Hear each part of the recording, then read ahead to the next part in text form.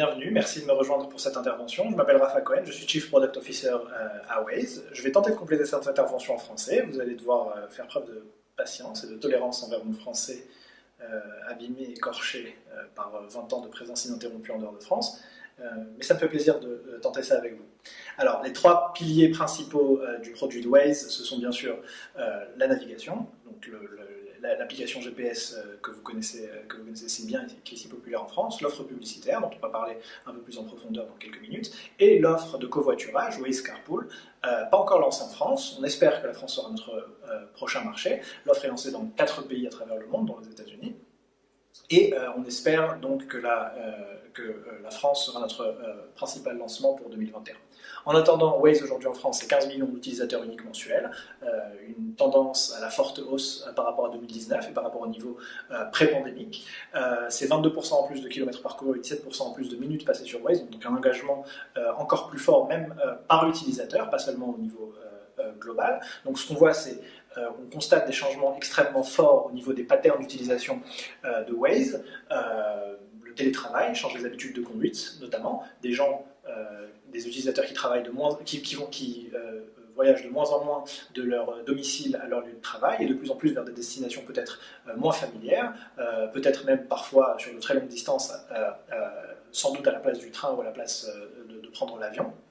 Donc, ces changements, on les constate dans l'analyse de notre data, mais effectivement, c'est une toute petite partie du puzzle. L'ensemble du monde de la mobilité traverse une véritable révolution dans ces dernières années, mais réellement en 2020, l'histoire est accélérée. Les gens prennent de plus en plus conscience des problèmes que créent les embouteillages et le trafic, et les challenges que présente la mobilité en général, avec les problèmes du réchauffement climatique, les problèmes de pollution de l'air, les problèmes de sécurité. Tout ça sont des problématiques qui sont de plus en plus, dont les gens sont de plus en plus conscients, et c'est l'ensemble des problématiques qu'à Waze on a l'intention d'adresser. Donc les problèmes sont identiques, même si le monde change, et le monde change à toute vitesse. Le problème fondamental que représentent les voitures et les embouteillages au sein de nos villes et au sein de nos communautés, créent des problèmes qui, eux, n'ont pas changé. L'histoire est accélérée, mais les problèmes restent les mêmes. Si les problèmes restent les mêmes, au sens de Waze, les solutions sont identiques, et elles passent par une meilleure utilisation des véhicules, que ces véhicules soient autonomes, qu'ils soient électriques ou qu'ils soient plus standards. Ça ne change rien au problème. Finalement, il faut qu'il y ait un maximum d'utilisateurs par véhicule pour qu'on puisse enfin mettre fin à ce fléau que représentent les embouteillages. Donc ça reste réellement notre mission. Et cette mission n'a non seulement pas changé, mais elle est plus actuelle que jamais en 2020. Notre stratégie, bien sûr, est basée sur le pouvoir de la communauté. Comme d'habitude, notre communauté, c'est des éditeurs de cartes qui nous permettent d'avoir le data le plus frais, j'ai envie de dire, et le plus actuel possible pour rendre les bienfaits à l'ensemble de notre communauté. Notre communauté bêta, qui reçoit nos versions de l'application Waze en avance pour pouvoir détecter et réparer les problèmes de qualité le plus rapidement possible. Les localizers, qui traduisent donc et appliquent au niveau hyper local les nouveaux features qu'on lance sur Waze et les traduisent dans toutes les langues, du français et l'espagnol, qui sont les langues les plus populaires sur Waze, jusqu'à, imaginez-vous, le grec ou le gallois, nos partenaires municipaux ou autres, et nos partenaires Carpool, principalement des entreprises qui font appel à Waze pour régler des problèmes de mobilité au sein de leur entreprise. Donc on parle de communauté dans Waze au sens large, et ça nous permet de faire des choses qui sont assez uniques finalement. J'ai pris ici juste 2 exemples. Le premier, c'est l'exemple du partenariat qu'on a avec la SNCF. Ce partenariat est en réalité un partenariat entre la SNCF et la communauté de volontaires de Waze qui ont cartographié ensemble les passages à niveau pour simplement une meilleure sécurité pour nos utilisateurs et faire en sorte qu'il y ait moins d'accidents au passage à niveau. C'est un exemple parmi tant d'autres. Le deuxième exemple que j'ai choisi, qui est très français, c'est l'exemple du passage de 90 km/h à 80 km/h en limitation de vitesse, qui a été cartographié à toute vitesse, c'est le cas de le dire, par nos utilisateurs, et qui est quelque chose finalement de la rapidité avec laquelle ça a été exécuté est finalement assez unique. Tout ça pour le bienfait de nos utilisateurs. Les utilisateurs, c'est l'ADN de Waze, réellement c'est le centre de tous nos processus de développement produit. Et je voulais juste passer quelques minutes à essayer de tenter d'expliquer qu'est-ce que ça veut dire pour Waze.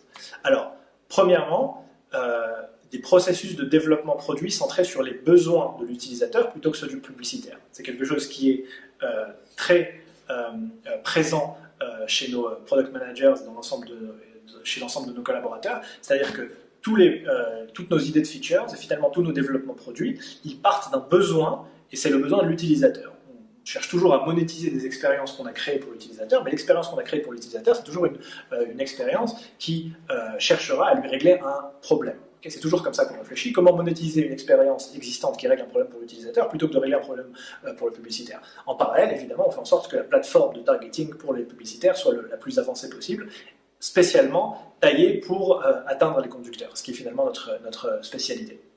La deuxième, c'est un respect sans concession pour les données privées des utilisateurs. Ce que ça signifie en pratique, c'est que chez Waze, on monétise le contexte et l'intention plutôt que la personne et l'intention. C'est-à-dire qu'on fait de moins en moins appel aux données privées des utilisateurs. On n'a pas besoin de prendre des données personnelles qui arrivent d'autres plateformes, puisque le contexte, dans le cadre de quelqu'un qui simplement conduit vers une destination, est tellement fort. Donc, je vous donne ici l'exemple des conditions de trafic, la longueur du trajet, la destination commerciale, la proximité, la météo. C'est-à-dire qu'effectivement, si ça fait 3 heures que je conduis sous le soleil, qu'il me reste encore 2 heures pour arriver à mes destinations et que je ne me suis pas arrêté et qu'il y a une aire de repos sur le côté, effectivement, il peut y avoir une solution ici qui sert et à régler un problème pour le publicitaire et à régler un problème pour l'utilisateur, simplement en monétisant le contexte, sans avoir à savoir si cet utilisateur, au niveau de ses données personnelles, préfère le thé ou le café. C'est pas forcément utile pour pouvoir lui créer une expérience qui finalement lui rend un service et lui règle un problème. Le troisième pilier, donc, c'est une clarté dans la mission, servant de filtre à la prise de décision.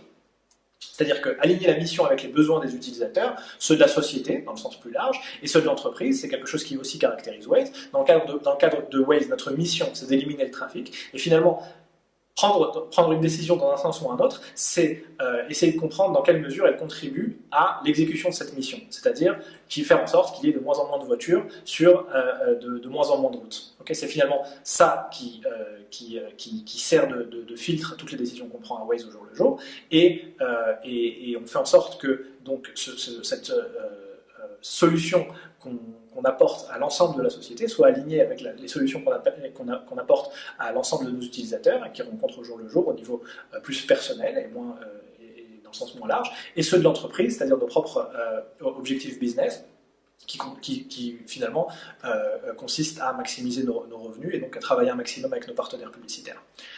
Voilà. Pour résumer, les 3 points les plus importants sont des processus de développement produit qui sont centrés sur les besoins de l'utilisateur, et plutôt que ceux du publicitaire. Le deuxième, c'est monétiser le contexte et l'intention plutôt que la personne, les données personnelles et l'attention. Et la troisième, c'est une clarté dans la mission d'éliminer le trafic qui nous sert finalement de filtre à toutes les décisions qu'on prend à Waze au jour le jour. Voilà, j'espère que cette intervention vous aura été utile et j'espère l'année prochaine vous rencontrer peut-être en personne en France. À bientôt, au revoir.